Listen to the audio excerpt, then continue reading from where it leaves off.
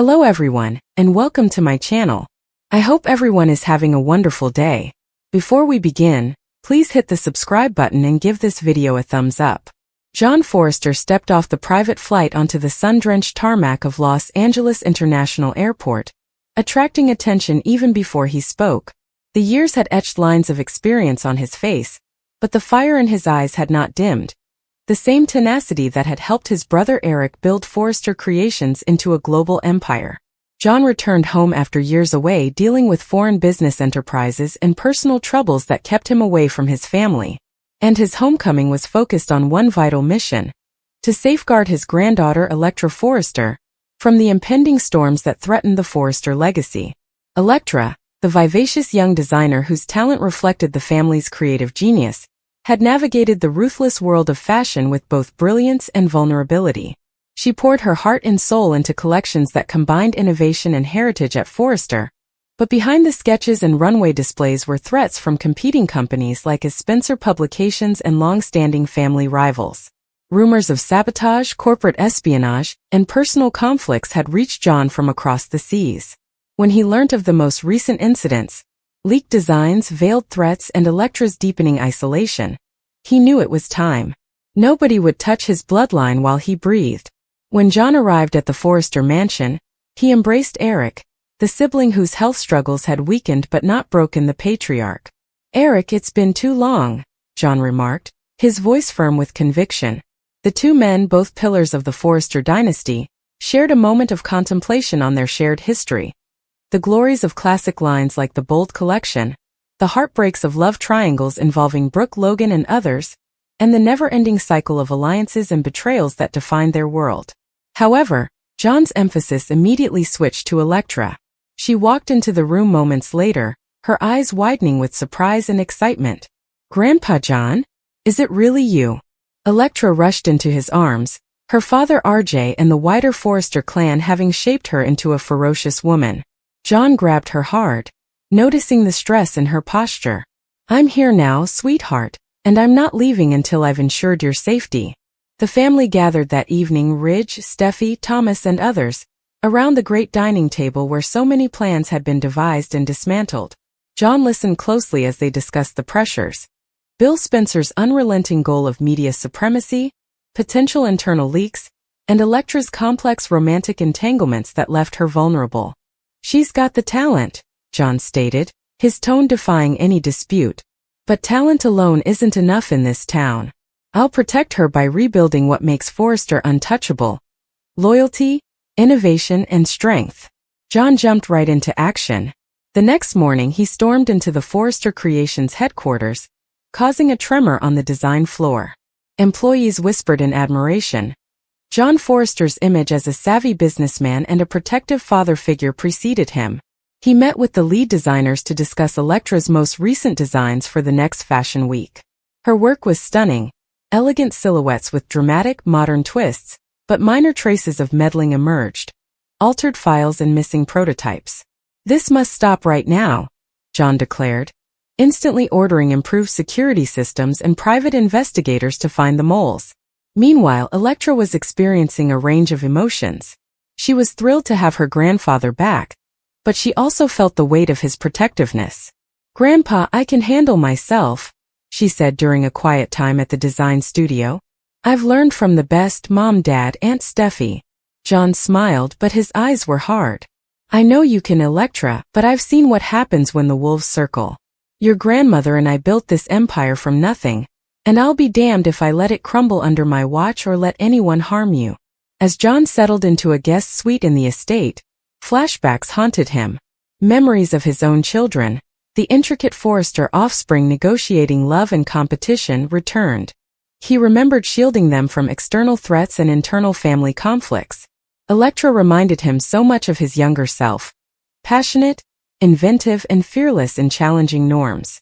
But the fashion industry had become more ruthless. With Hope Logan's influence on the Hope for the Future line and ongoing problems with Brooke's family ties, alliances changed on a daily basis. John's first significant move was a battle with Spencer Publications. He marched into Bill Spencer's office, the two titans battling as if nothing had changed. "Stay away from my granddaughter and Forrester," John said, his voice low and frightening. Bill, always the opportunist, leaned back with a smirk. John Forrester returns from exile. Touching. But business is business. Their conversation was filled with history, bad transactions, romantic overlaps, and power struggles that had hurt both families. John departed with a promise. Any future involvement would result in rapid reprisal. Back at Forrester, John personally mentored Electra. They spent late nights fine-tuning designs, with John sharing techniques honed over decades. Innovation isn't just about new fabrics, he said. It's about understanding the wearer's heart. Protect that vision, and no one can steal it. Electra grew in confidence under his instruction. However, danger was lurking. Anonymous threats arrived via email, warning to back down or face the consequences. John tracked them down with the help of allies, revealing a rival designer's animosity over previous Forrester acquisitions. As weeks passed, John's presence helped to stabilize the organization. Stock prices stabilized, morale improved, and Electra's collection gained popularity. Personal stakes heightened, however, when Electra's love interest, a beguiling but suspicious newcomer, came under scrutiny. John quietly probed, revealing links to corporate espionage. "He's using you," John said one evening while giving proof. Electra's anguish was evident, but her grandfather's love helped her get through the betrayal. "You deserve someone who sees your worth, not your last name." John's homecoming changed the family dynamic. Ridge enjoyed the support in boardroom disputes, while Steffi found an ally in ensuring the company's survival for the next generation. Even Liam Spencer and other outsiders noticed the change. The Forresters were stronger. John reignited old friendships and rivalries by attending gatherings where his charisma drew allies and discouraged foes. He told Electra stories about her ancestors, powerful women like Stephanie who established the empire and instilled pride and tenacity. On a key night, a break-in attempt at the Forrester showroom targeted Electra prototypes. John, ever watchful, approached the invader along with security. The fight was heated, but John's years of high-stakes experience won out. Police intervention ensued, resulting in arrests that revealed a bigger network attempting to undermine Forrester's supremacy. Shaken but appreciative, Electra hugged her granddad. "You saved everything." John's protection went beyond physical danger. He advised Electra on how to balance ambition and self-care, reflecting on his own regrets over missed family time. "Success means nothing without those you love," he said as they walked along the beach, the Pacific waves reflecting the instability in their lives. Electra talked about pressures including living up to the Forrester brand, romantic disappointments, and concerns of failure. John's wisdom, tempered by experience, gave her the stability she needed. Meanwhile, larger storylines entwined. Eric's health required monitoring, causing John to assume additional responsibility. Brooke Logan, the perpetual flame of Forrester romances, had hard but courteous conversations with John concerning the family's future. Hope and Thomas negotiated their complexities, with John providing neutral but firm guidance. The comeback breathed new life into the bold and the beautiful canvas, reminding viewers of the lasting power of familial relationships. As Fashion Week neared, Electra's collection sparkled under John's guidance.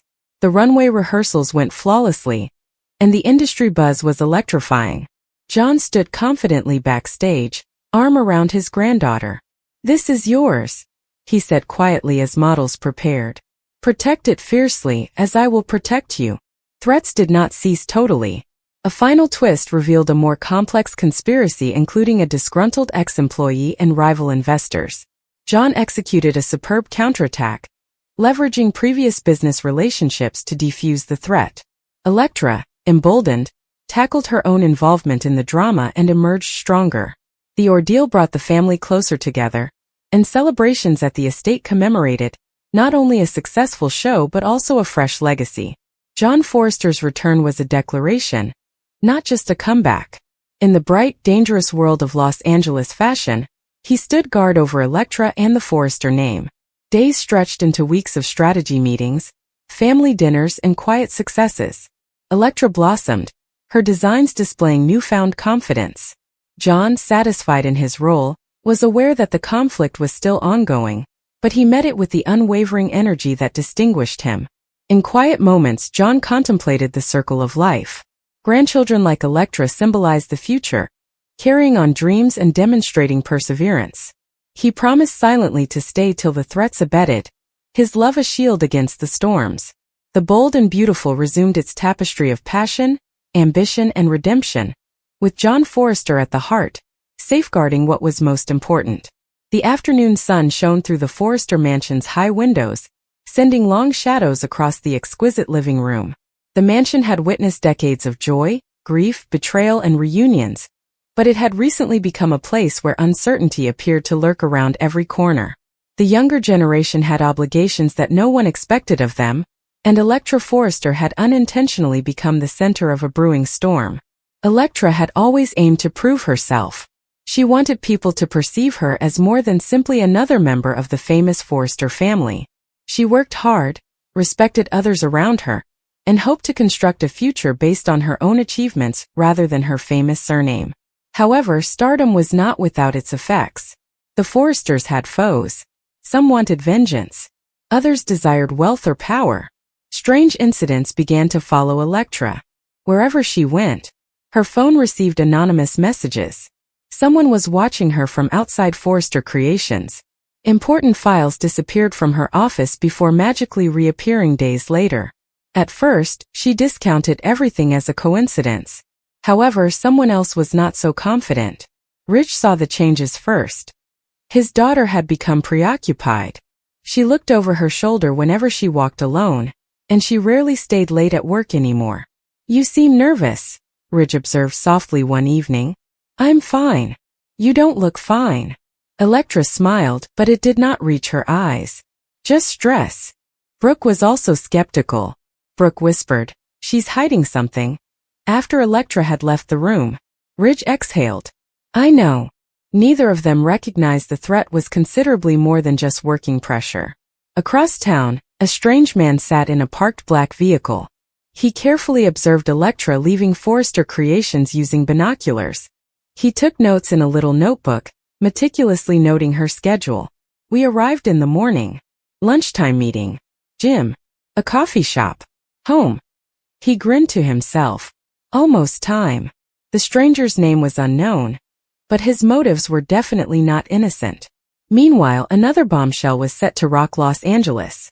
For years, John Forrester had shied away from the spotlight. Age had slowed him physically but never psychologically.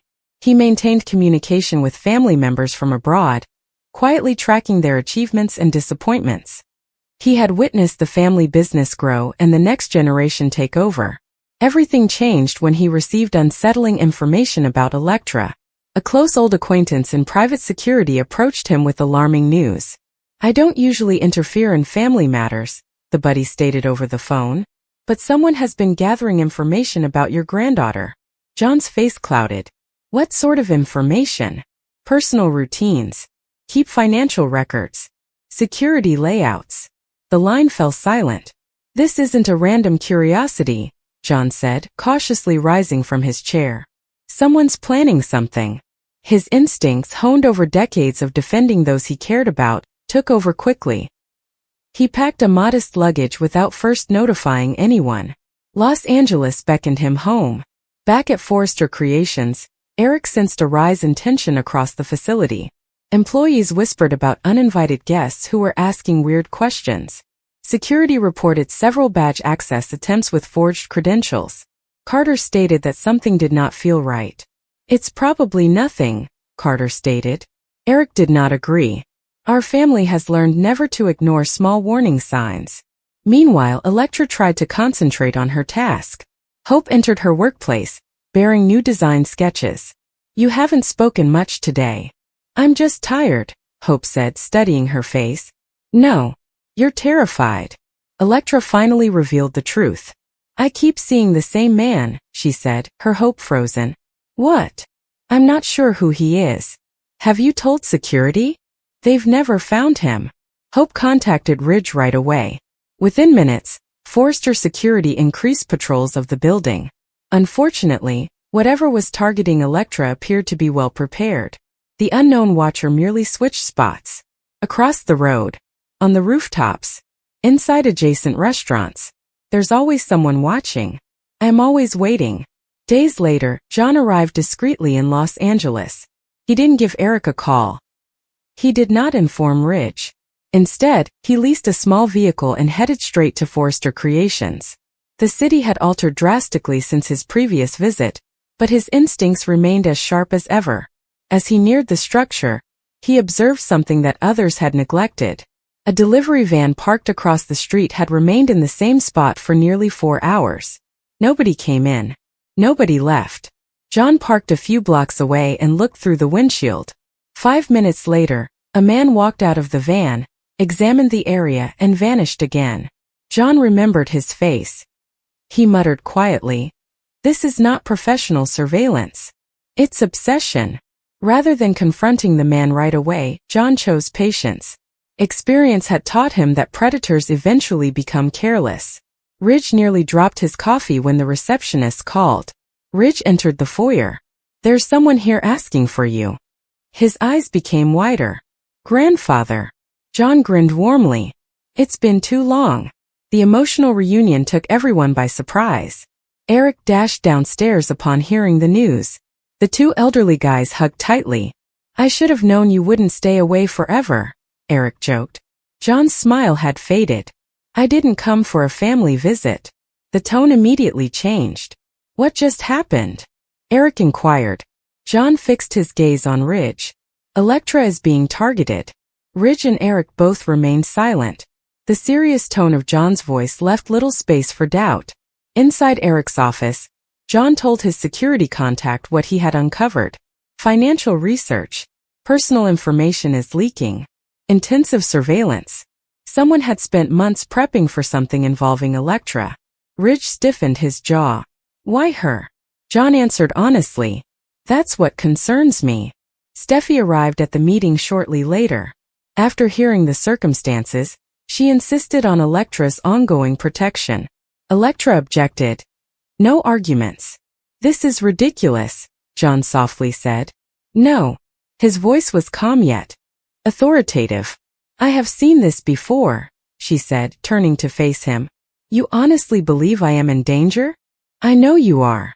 For the first time, Electra saw fear in her grandfather's eyes. That terrified her more than anything else. The family set up covert protection around her house, business, and typical travel routes. John remained disappointed. Locations were defended by professional guards. He wanted to know who was behind the threat. Late one evening, John observed the strange van again. This time he followed it. The chase spanned numerous neighborhoods before coming to a conclusion at an abandoned warehouse. John stayed concealed. The strange driver entered the building with many folders. After waiting patiently, John discreetly approached a broken window. The inside walls were covered in photos. Electra leaves her job. Electra is meeting some buddies. Electra is doing some exercise.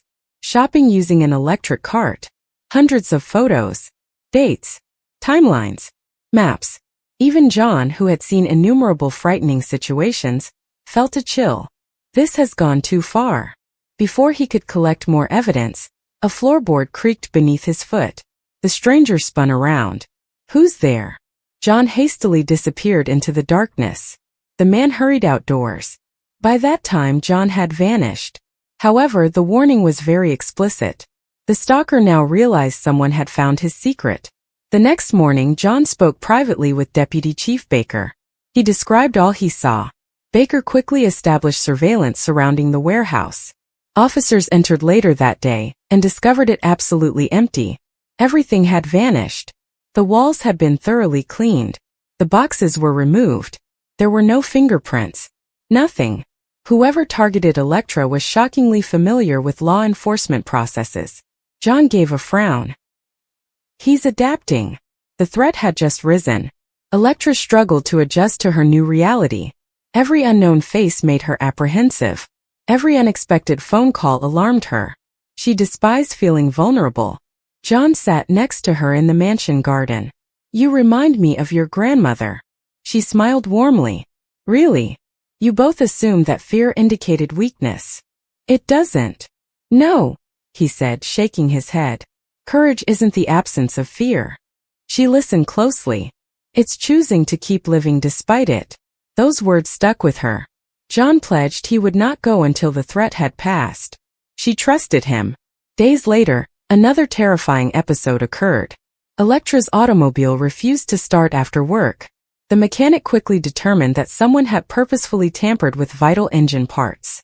If she had reached highway speeds, the outcome could have been disastrous. Ridge erupted with rage. "This is no longer harassment. It's attempted murder," Baker acknowledged. The probe became more intense.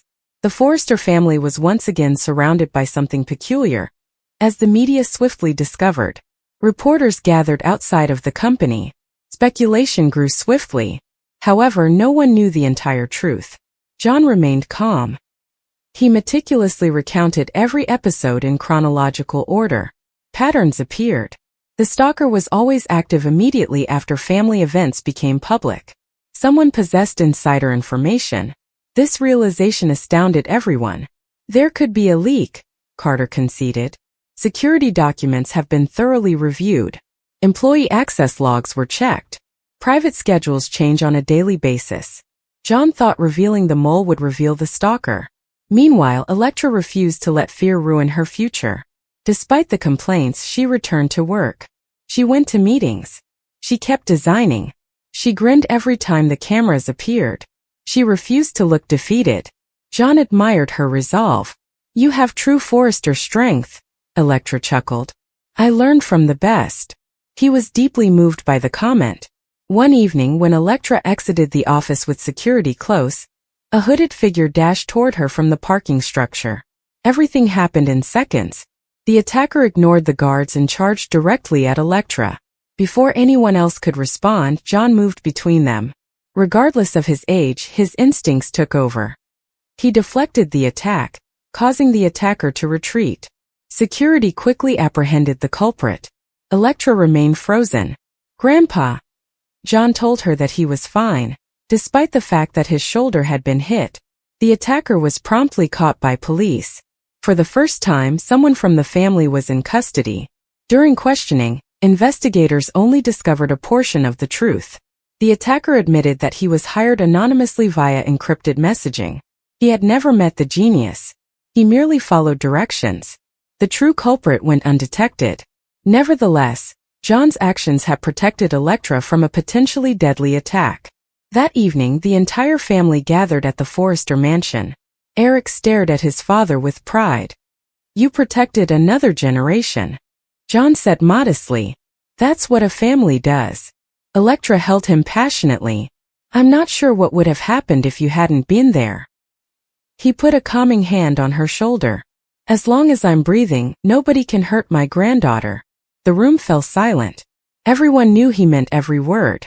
Outside, however, another set of eyes observed the mansion from a distant slope. The true genius dropped his binoculars and silently retreated into the shadows. Nothing changed as a result of the failed attack. Instead, it became personal. A quiet, chilling voice resonated into the waiting automobile. "So John Forrester has returned." The engine started. "But even he can't protect her forever." As the truck vanished into the darkness, danger hung over the Forresters once more, laying the groundwork for an even more explosive confrontation. John had demonstrated that he would stop at nothing to protect Electra, but the war was far from over. Somewhere in Los Angeles, an invisible foe was already plotting his next move, trying to outwit the famed patriarch. And if that adversary underestimated John Forrester's commitment to defend his family, it would be the worst mistake they could ever make.